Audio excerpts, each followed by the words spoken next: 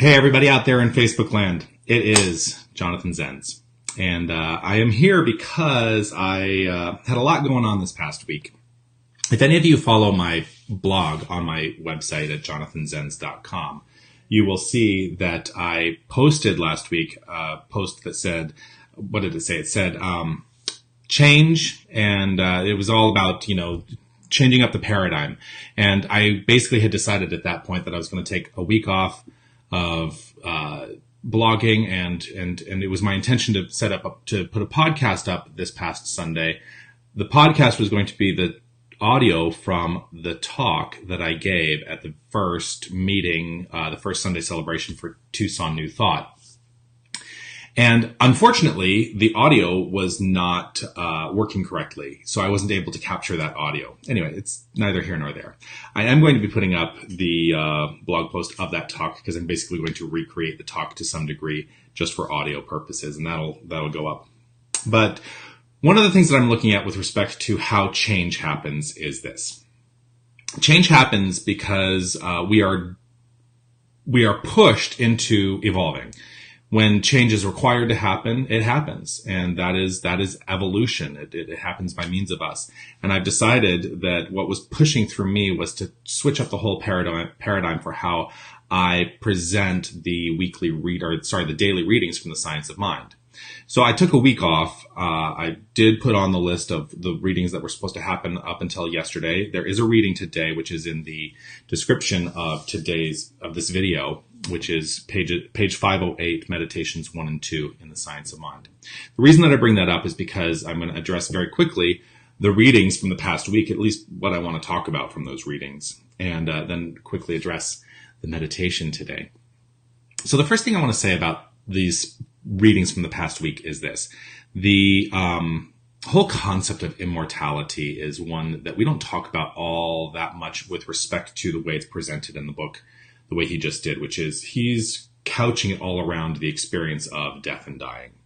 And I think it's very powerful to live in the understanding that because there's only one thing going on, there's only one life and it's infinite, and we're all a part of that we actually never die. That which is the internal, the innermost beingness of ourselves never dies. And so we may shed this mortal skin at some point, but that which is us never ceases to be.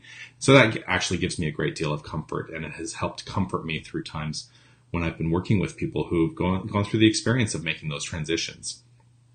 So we kind of wrapped up in this time that chapter on immortality, and we're kind of moving through different portions of the book. What was interesting to me as well is that this all aligned with, of course, the Easter holiday, which is about immortality and about the everlasting life, and that we're all a part of that. Then we got into this portion of the book where we started at chapter 9 on prayer. And I want to read this whole paragraph because I think this whole paragraph is actually very, this is something worth considering for sure. So he wrote this: if when one prays, his prayer is a recognition of Spirit's omniscience, omnipotence, and omnipresence, and a realization of man's unity with Spirit, then his prayer is a spiritual treatment. And we talk about spiritual mind treatment, in introducing these concepts to a new community. I talk about what spiritual mind treatment is, and also have to say, essentially, spiritual mind treatment is constructive, affirmative prayer.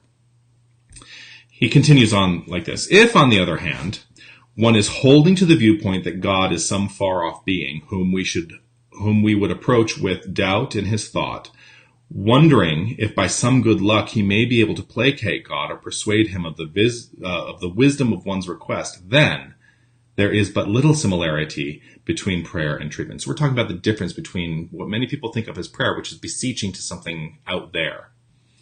Nothing could bring greater discouragement than to labor under the delusion that God is a being of moods who might answer some prayers and not others. So it begs the question for me then, why does it seem like some people's prayers are answered and other prayers are not answered? And the only answer I can come up with for that is to say it all it all comes down on how you understand your relationship to and as God.